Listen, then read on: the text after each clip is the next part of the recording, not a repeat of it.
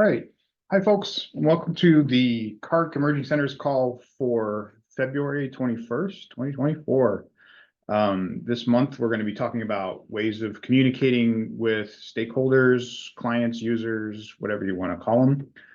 We have a couple of different examples, and we'll be focusing on impacts, what kind of outcomes you're seeing for your center and what they're doing on services, what are the things that you're actually providing, and then how to get started, informally, like the stereo instructions for folks to get rolling. So we were hoping that people would bring some examples to share. We can have a roundtable discussion. I've got a couple of things that we can talk about as well, and we'd be happy to have your thoughts and share them. To get started, if you haven't been to a CARC call before, CARC is the Campus Research Computing Consortium. And it's an organization that's put together to help advance research, computing, and data professionals in their environment, developing their careers and be better at delivering services. And CARC consists of the tracks, which you're in the Emerging Centers track right now. It's kind of an ongoing, constant conference. Every month we have these discussions.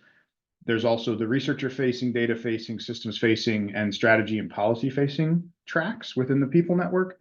We also have a number of working groups which have activities that are directed at particular programs, professionalization, career, workforce development, and the RCD capabilities matrix. CARC is supported by the RCD Nexus Award. And then we also have a set of interest groups and the operation groups that keep us all rolling. And you can find out more at carc.org, carcc.org. And that's our overview. So I think I can stop the share. If you haven't logged into our call doc, please go ahead and join that doc and sign in. It helps us to keep count of folks who have joined. And we wanted to have a discussion this month about communication. How do you reach out to folks? How do you effectively discuss what kind of impacts your center is having, what kind of services, so that they can get familiar with what you can do and what you can't do, and how to get started on making progress with that. So I wanted to put it out there. How many folks have a formal point of contact, like a website, web address, help email, etc., versus how many people are kind of the person that gets rung up when somebody needs something?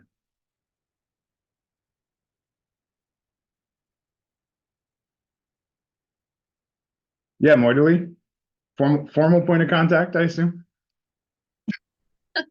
Well, it's a mixture. So most of it is for research informatics is operationalized in that way, but not for the new compute and storage that I'm heading up. Oh, okay. Okay. I mean, there is, but it's kind of like a bucket. I mean, there is a research computing request, but it doesn't cover storage.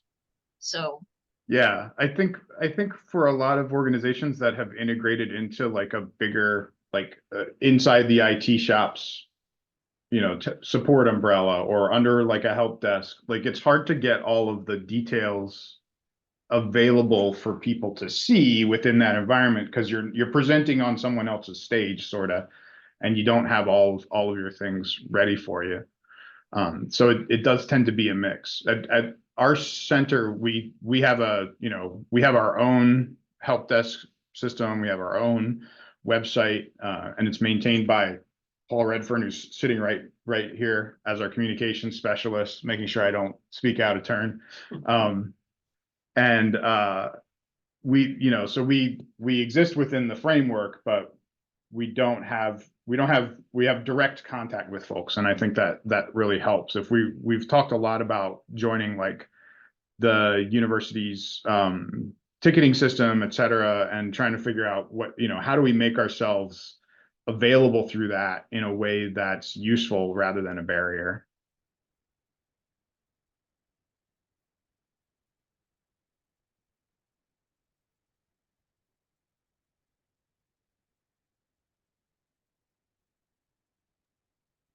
I am eager to hear what some other institutions, what they do.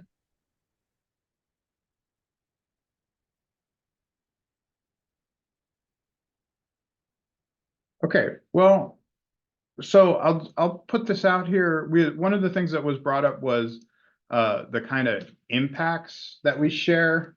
And this is something that we've worked up at CAC at Cornell, that I can share with you. This is a 1-page flyer for the previous now fiscal year, and it just talks about, you know, how many projects, how many users, how many hours of computing have we provided, how much consulting have we provided, what kind of funded projects, and what kind of educational impact have we had. So really just it's a really high level survey of what we do and what we've been able to provide. It's something that somebody can digest with a really quick once over. But it's really, I think, demonstrative of what we can do with a little bit of work. It's a little bit of work to put together, but I think now that we've done it for the previous year, I think it's going to get better as we go. We also have a new faculty flyer, which is linked on our emerging centers page as sort of a here's how to get involved, here's what we have on offer. Let's see, I think I can get into the doc and link this one too. Yeah, both of these are linked on this top level of the CAC webpage at cac.cornell.edu.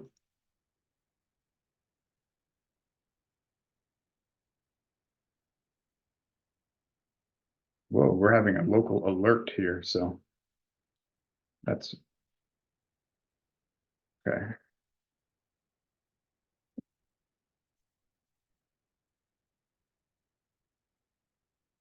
All right. Other folks, anybody willing to sort of discuss what they've run into, where they've had successes, where they've had challenges? I'd say, you know, a flyer like what I just presented does go out and get in front of people, but it's not clear that everybody always reads it. It's still a bit of a barrier to always get comprehension, I think, but it is most of the time pretty well received. Good to reach the deans. Yeah, like for deans and for folks that you are really looking for bite-sized content, that's kind of a fit.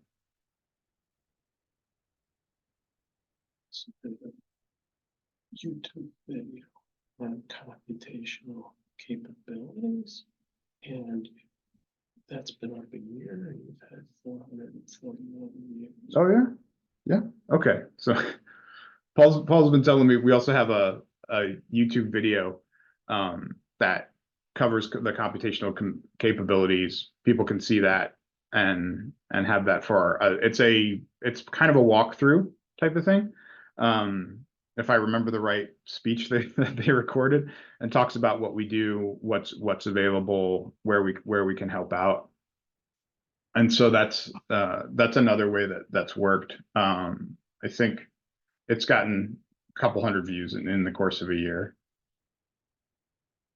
Is it okay for folks that are posting in chat? Is it okay if we put these links into the call doc? Because I think these would be great to share and for other folks to leverage. Yeah. Okay. All right. Thank you.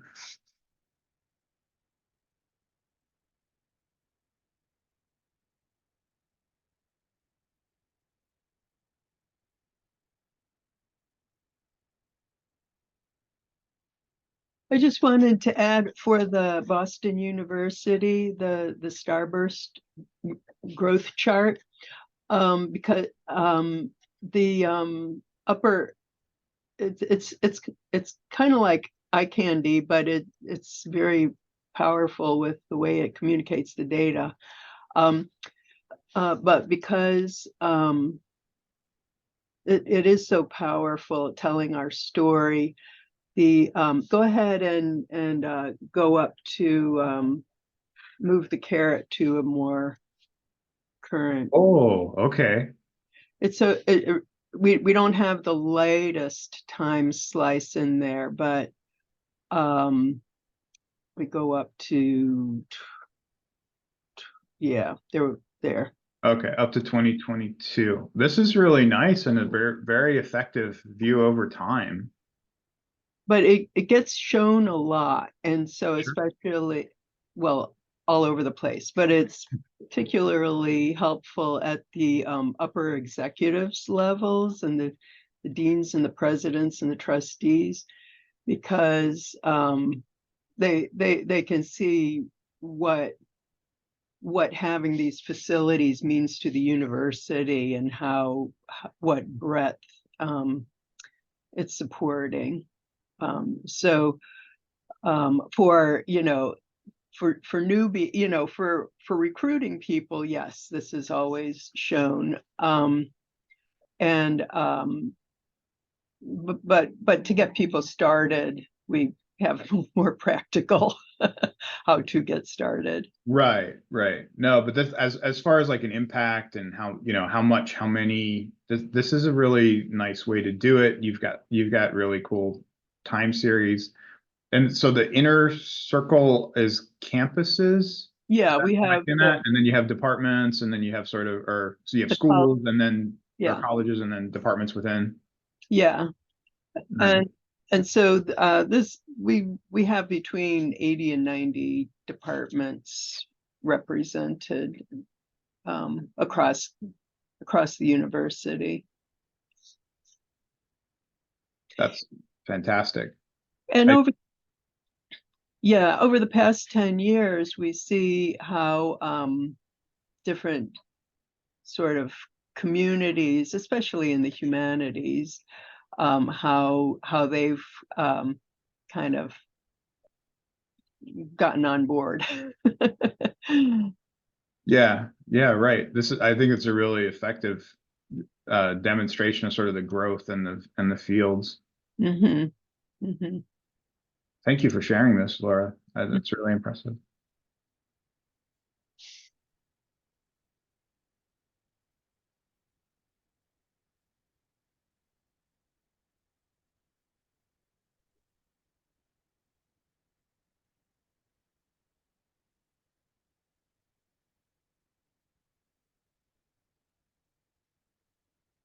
Let's see. I think I saw a request in chat to share the document, so I'll share that again. Also put a link into the call document for that. So. Hey, Rich, I already shared it. It's in there. Oh, did you? Okay. Thanks, Patrick.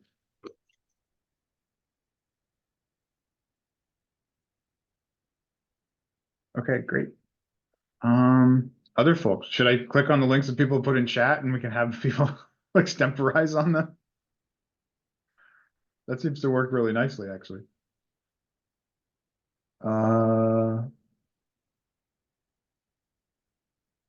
So the next one I see here is the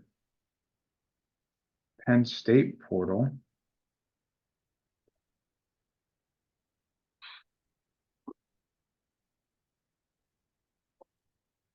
I think, Jim, you had posted about this? Yeah, so I helped design this as we had a faculty staff committee on research computing, particularly on onboarding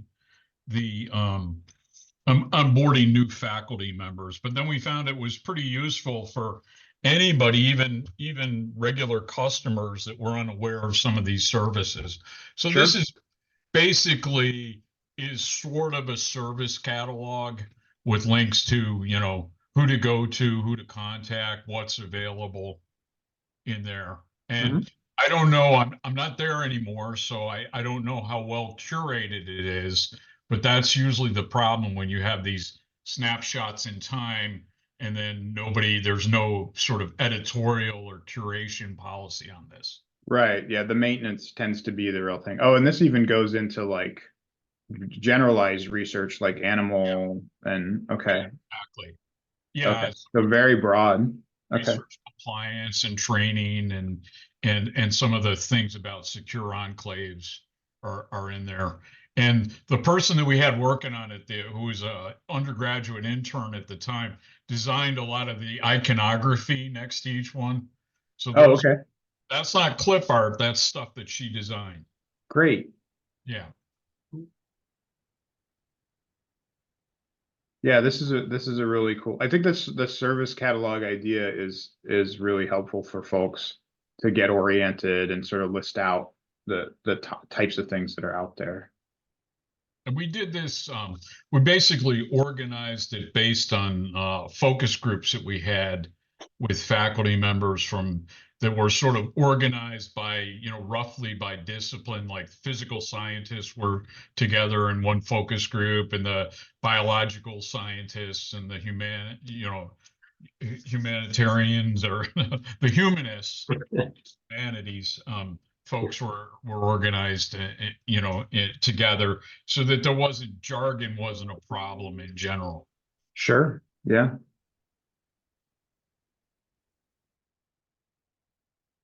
Okay. The next one I'm seeing here. I'm doing well at putting people on the spot. Holly Smith's got the RCC at U Chicago slide. Yeah, hey, that's me. Hey, welcome. Thanks. This is my first time attending this. So yeah, we have a full website with a ton of content. We have articles about events we've had, about research that we've contributed to.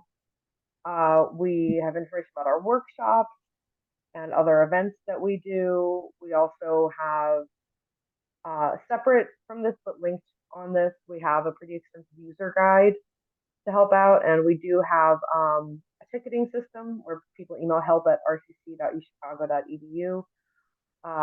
We get our computational scientist team generally monitors the tickets. Occasionally they go to other people besides the computational scientists. But yeah, you can really feel free to click around, and happy to. Oh, and we list all publications that acknowledge us. Oh, okay. Okay. Do you get publication acknowledgement as part of like the user agreement, or is it just sort of whoever actively does it? They're supposed to tell us. They're supposed to tell you. Okay. Yeah. But also someone at the library is on the lookout for us. Oh, great. Okay. We So are, you have a little bit of a help there. Okay. yeah.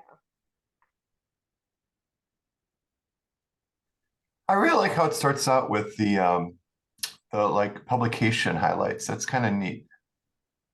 You know, all other sites start out with like, you know, here's all the nuts and bolts about research computing and our servers, but this is more of like, this is the research that we do like front and center. And I think that's a neat twist on it.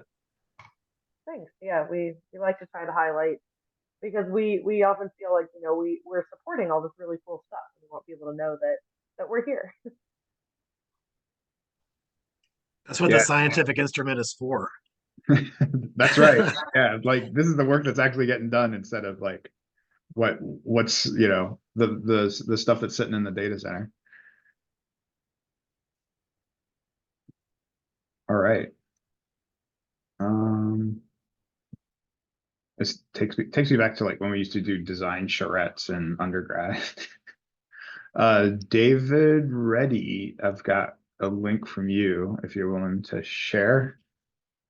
Or you're willing to have me share, I guess, because it's a quick way to do it. Sure, I guess. I wish we had more stuff about communicating effectiveness, but I have to apologize for the design. We have a really restrictive on-prem website, CMS, that kind of forces us into this look and feel. And we've been trying to get out of it and do a Google site like some of the, the institutes and the bigger research centers have, but so far we have not been able to get out from under the yoke of IT. So we do have this, website. If you go down to like HPC resources, for instance, it'll show, information about our cluster. You can go to the Carolina. Yeah, here we go. Carolina Enclave for Secure Research there to talk about restricted research. Nice. Okay. We have, yeah, here we are, strategic value. We should have more of this kind of stuff available on the website itself.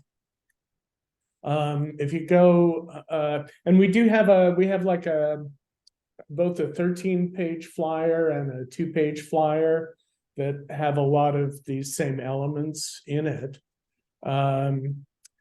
We have links to our workshops. So if you go back up on the left again, there you go.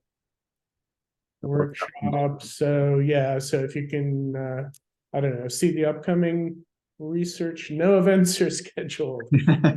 Yeah, I'm in the middle of scheduling the second half, but ordinarily you can see our upcoming workshop series. Yeah, you can watch on demand. Oh, okay. And you guys have Panopto service. Okay, nice.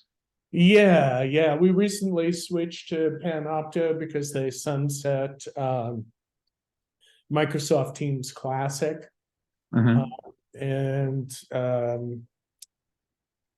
yeah, so Panopto. Are those available for anyone or just for University of South Carolina? I think that they're available for anyone now. When we were in Streams Classic, you had to be at not only at USC, but you had to log in with your like preferred email account for the main Microsoft tenant if you wanted to really be able to access this stuff. Nice. I prefer to have clean versions of this that, you know, don't have an audience and students and things like that on it. So I'll be working on that. We also we use the university IT ticketing system. And if you go back to our homepage, just research computing. There There we go. Okay. we go. That's our homepage. So like on the right, you know, well, probably like self-service portal will be a link to that on the upper left. Self-service portal right there. Yeah, I think that should do it. Okay. There you go. So now you should have to log in. So, you know, you can't get to this, but we do use ServiceNow. Mhm. If you go back to our main page, you can also do things like, you know, request office hours. So that will send an email. We're working on getting that to be, again, just a ServiceNow request. You can ask to be added to the workshops list, and we have people from, you know, Africa and India and Asia who have signed up for our workshops. Are those delivered synchronously? They're like online. Yeah, they're delivered synchronously. Okay. Nice. So yeah, and we scheduled them to coincide with the regular class periods here, which are kind of at different times. And then I want to show our off-prem webpage too. So if you go, it's on the upper right above all that. Yeah, see it says blog. I really have to redo it. No, down. Okay. Research computing blog. There we Right go. there. Yeah. So that's our GitHub site. And that's where we've got more of the, you know, tutorials and Whoops. that just links back. Yeah. Back. Okay. You go to the menus at the top though. Menus at the top. Like applications, right? Software tutorials, system tutorials, like, you know, how to log in to the system. Nice. All that kind of stuff.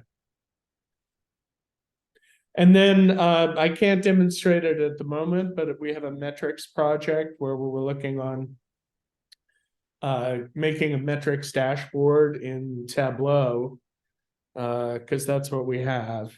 And integrating our XDMod data, the information coming out of our grants management system, Oh, and nice. So you're pulling list- out grants. right, use it. lists of publications. Mhm. So we're trying to get to the point where we can have a dashboard that communicates our effectiveness in grant dollars and publications and millions of jobs run and hundreds of millions of CPU hours and all that kind of stuff. So Right. So yeah, that's what we've got. I like the idea that was presented earlier about like focusing like right on your website with, here are the publications, here are the kinds of research or examples of the kinds of research we're supporting. So thanks. Great. Yeah, thank you for sharing that.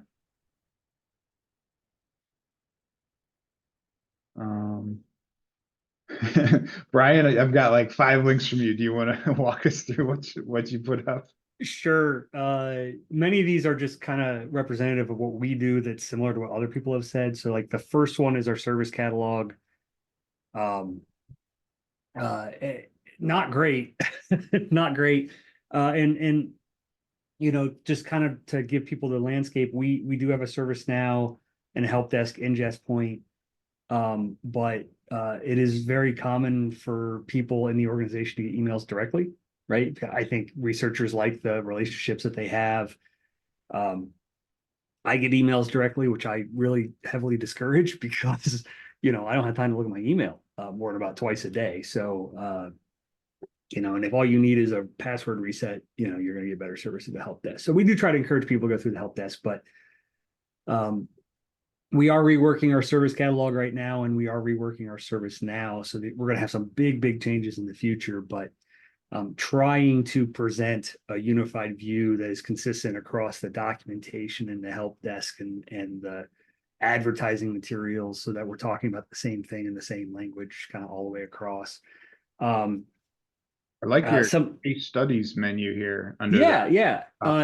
We have short stories in a whole bunch of different areas, and these are really kind of advertising, right? It's to say, hey, if you're working in this area, there are some examples of what people are doing with us, and some of these are industrial and some of these are academic. They're typically short stories. We have longer form stories in our research reports, which we do about once a year. Although we're now generating the content kind of around the year and then just collecting them up at the end rather than doing a big push once a year. Wow, there's a lot of these. This is really impressive. Yeah, well, some of them are a little older.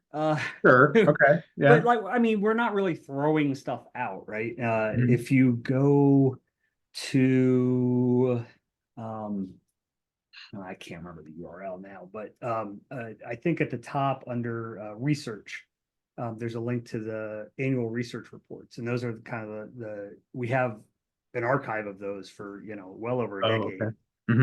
And each one of these were originally print publications that we took to SC every year.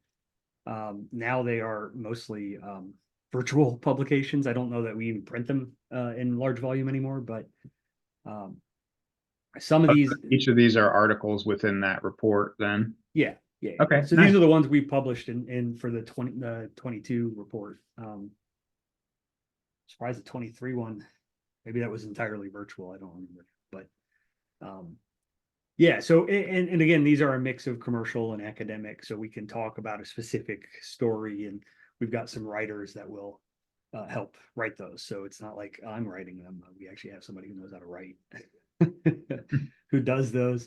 And then we also have under about, there was a by the numbers all the way at the bottom there, and that's kind of the impact stuff. So we collect these actually twice a year. We do every fiscal year and every calendar year. So we have kind of twice a year updates to these to share with various audiences and talk about, what the user community looks like, what the hardware looks like, publications. We do some fancy math about how much money we save by leveraging state dollars. some of that stuff is a little fuzzy, because not Sure. everybody tells us everything they're doing and all the grants they get. I wish they did, but, and then, breakdown of what the science areas look like, where people are logging in from. And of course, with Open On Demand, we have that to report as well. Right. And then kind of where the core hours come from, which system and where they go, right? Who's Nice. consuming the resources. So I like we that. did this whole That's exercise an twice a interesting chart to provide. yeah, it is. It is. It's a little bit tricky to kind of explain the difference between like unscheduled and available to people sometimes, but Yeah, sure. but in general, like you can see Ohio State is the big gorilla in the state, which not really a surprise to anybody, but Right. and then I think I had one more link maybe, but I can't remember what I shared in chat. Let's see here. Research reports solutions. Was that? Oh, no, those are the case studies. Oh, okay. So I guess the only other thing, yeah, we looked at all of those. The only other thing I think I would share is under resources. There's a getting started page. That's kind of the jumping off point for new users. We actually send this to everybody when they get an account. Oh, nice. Okay. And it's like the entire technical documentation, but at what we think is a good collection of entry point things, right? So if you don't know, if this is your first supercomputer center, which it often is, we're trying to point people at the resources that are going to be the most useful to them at that point in time. I think this needs some work too, but it's what we have right now. Yeah, this is great. Thank you for sharing that. Yeah, of course. Okay. I'm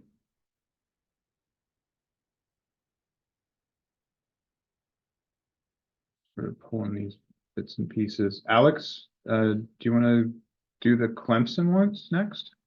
Sure. Okay, I will share. So this is coming. I'm a geneticist. I've done faculty governance with the supercomputing groups or with IT in general. It's been a while. So this is coming from a researcher perspective.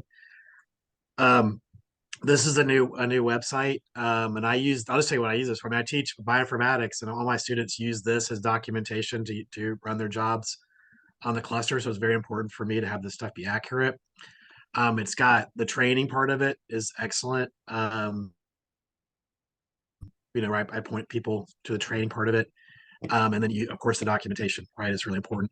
They did a good thing where they put the feedback in the facilitation. Sorry, feedback in the documentation, where I could go in and go to our ticketing system. If I find something inaccurate in class, usually, then I'll go and submit that. So everything we do is linked up to a ticketing system. That's the university-wide ticketing system. And it always goes quick if you put like RCD or Palmetto, that's the name of our supercomputer. And in the tagline, it goes to the right people because we have a small facilitator group. So that feedback right here, this send feedback Yeah. button is what'll get you. Okay. Straight to the ticketing system. Yeah. So they find it too. They would check that. And they asked me to, help with my class. I had 100 beta testers when it came out, 105 beta testers. Yeah. And then contact with campus. Yeah. So how do I hear about stuff? This is like, maybe I don't know if there's any insight here. So when I get typically I get an email if I get an email from like Ulta Beauty Supplies, it's spam, right? If I get an email from my university, I probably don't read it. Unless it's from Palmetto, it's from our RCD team. And I definitely read that because it's very pertinent to what I'm doing always. Immediately, I'll stop everything else, right? So that's really important to get that from the emails from the system. There's like a Slack channel too, but I haven't been able to use Slack for about 5 years because of weird mapping issues or whatever. So there's like a back-end communication channel that I can't even access, right? Nobody believes me. And we do lots of stuff. I'm thinking from when we write, so there's reports done, XDMod stuff. This, the kind of beautiful stuff that Ohio just showed. That's like the best website ever. That's all done. And another thing that I've noticed is that I've been on lots of NSF projects over the years. And so that's where we typically collect a lot of data on, publications and stuff like that. And everybody's got skin in the game because you're on the grant. even as senior personnel. So they typically get some accurate information there. But I tried as a faculty government's chair to get, all the papers, but it's just, you can't get the cats to talk to you. Yeah, You yeah, go grab the cat and shake them. that's a struggle. They send you, Shake they send myself. you HR for that kind of stuff, Alex. As myself, it's me. Shake myself in the mirror. You are also one of the cats, aren't you? But it's a great system. This is a really cool call because I'm seeing lots of suggestions for our system. Yeah, excellent. All right, thank you. I'm just scrolling down. Okay, so Angela Danello notes, just finished the EDUCAUSE Learning Lab on designing a service catalog. Maybe there could be a similar learning lab on designing a research support service catalog. So a more tuned in version of that. Let's see. Okay. Okay. That would be a really interesting topic potentially. Hey, Rich, for that one, I might also suggest talk to you might even tap on Scott Yokel's shoulder. He sort of spearheaded an effort to get all of the RC centers and the libraries at Harvard to have a unified service catalog, or sort of let's just say non-disparate, because all the different RC centers were doing most of the same things, and then the RC centers and the libraries were actually doing some similar things, and we ended up actually making sure that those items aligned so that we were using the same terminology. Sure. Yeah, that's one of those things where like you want to be. I feel like you want to be present in the overall service catalog, but you also want to like shine in your own space too. So like federating catalogs or some other way of making it clear that like you got this extra level of detail or faceting or something that supports that. I think that's really, really useful. Okay, so David Reddy notes from the South Carolina team that okay, so ServiceNow is creating requests directly from those emails, so you don't have to worry about getting the out of band communications. That's nice.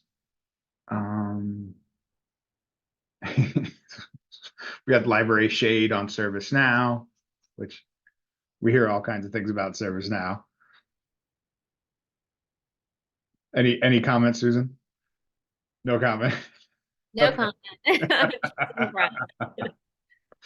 Yes, so we work in an interesting world where our medical campus uses ServiceNow and the main campus uses Team Dynamics. So we don't have a great opportunity to cross over there, and I think that's a barrier that I'd like to see overcome somehow. And our center, to full disclosure, we're still using Request Tracker for our tickets, so we're in the older system administration age, I'd say, when it comes to tickets, but it serves our needs very well. Okay, other folks, is there anything that people want to highlight, have questions? Yeah, Laura. I have a question for Alex. You mentioned that you don't get that much email from Palmetto, and so or from your computing area, so you always read it when you receive it. I think we're sending out too much. A lot of it's sort of automated report on, here's what you used, here time to renew, here you're running out, whatever. So it's important, but I'm curious, how do you avoid sending out too much email so that people read what you do send? So yeah, I receive them, right? So I don't send them. I'm the guy. I'm the. I'm a professor. So I use the system. Sure, but you're okay. But you're on the recipient end. Yeah, and it's interesting you brought that because there aren't that many. There's usually like no more than like 10 a semester, probably. And if it went up to 50, I would still probably read 50 of them. If it was more than that, I might start to like not do it. But they're all my work will crash if I can't use the system. So when there's maintenance or like something minor, like we're going from PBS to Slurm, for example, right? I have to be able to restructure everything. Yeah. So, okay, well, you're our ideal user. Yeah, no, and I tell other people to students especially. Like I try not to try to get the fact. I don't really try to tell the faculty to do anything anymore. I kind of given up on that. But I do teach my students how to do it properly and like to really pay attention to, you know, when there's something wrong with the scientific instrument, all your research depends upon. Pay attention to it. Yeah, yeah. So Well, thank you. Thank you. Yeah. I'd like to weigh in on the email point a little bit. I mean, we all know the joke that like users don't read things that you send them, right? They don't read the message of the day. They don't read, you know, when we have a scheduled downtime, there was always somebody like, I can't log in. What's going on? Well, I told you about this like 12 times through multiple different channels, but we have surveyed our users and they actually say they like getting emails from us. And we have, I think, almost 14,000 people on our technical like outage emailing list. Many of them do not use us anymore, but we have more people who open and read those emails than are currently active users, right? So there are people who aren't actively using us who still open and read our emails to see what's going on the system. So, you know, my experience is that I almost can't send too many emails to my clients. They like them. I try not to abuse that, right? But so I have regular ones like once a month with some updates, but then outage notifications, or even sometimes we'll send more than one a day if we have a scheduled like press release, but then also, oh, there's some unscheduled outage. It happens super rarely, right? But I rarely, you know, our unsubscribe rate is super, super low, and people tell me they like to get the emails. That is their preferred communication method from us. So my experience. I would like to asterisk that a little bit. That you'll know this. Some students don't read email. Like it's like your grade depends upon you reading my email from my class, right? But they won't read it. So at the faculty layer is cool if you're older, but the other guys won't. So I have to in my lab in my class I always resend the email from me and tell them in class to read it, just to let you know the younger generation thinks email is like stupid or something. I don't get it.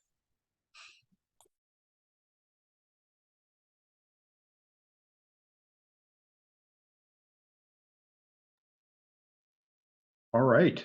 Well, this has been great. Not to put you too much on the spot, Alex, but I know that you've got our guest Brian Johnson lined up for next month. Would you care to give a little bit of a preview of that? So it's not like he's a difficult guy to wrangle, right? I'm sure it's going to happen. If it doesn't, I'm going to say you got to make sure you commit. He's already said he's going to do it. All right. But we had a call like October last year or something where he had 3 institutions in Africa where he's been taking repurposed HPC parts from the US. A lot of it's come out of Austin, I believe. And so he's building up at different universities. And I've actually got the map. He gave me the recent map, and there's like about 20 institutions that he's got now. Wow. But we had 3 people come in and talk about what they were doing. The call went really long because they were so excited to tell the world about what they were doing, you know, in Mozambique, right? And it was awesome. But we're going to do that again, and he'll give an overview of what he's doing in Africa.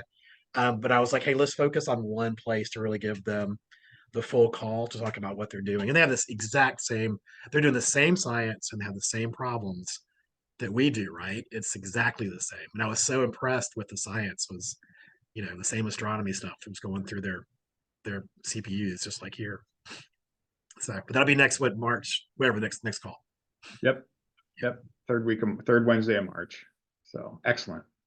Fantastic. Okay. Does anybody have any last remarks they want to make? Anything they'd like to bring up?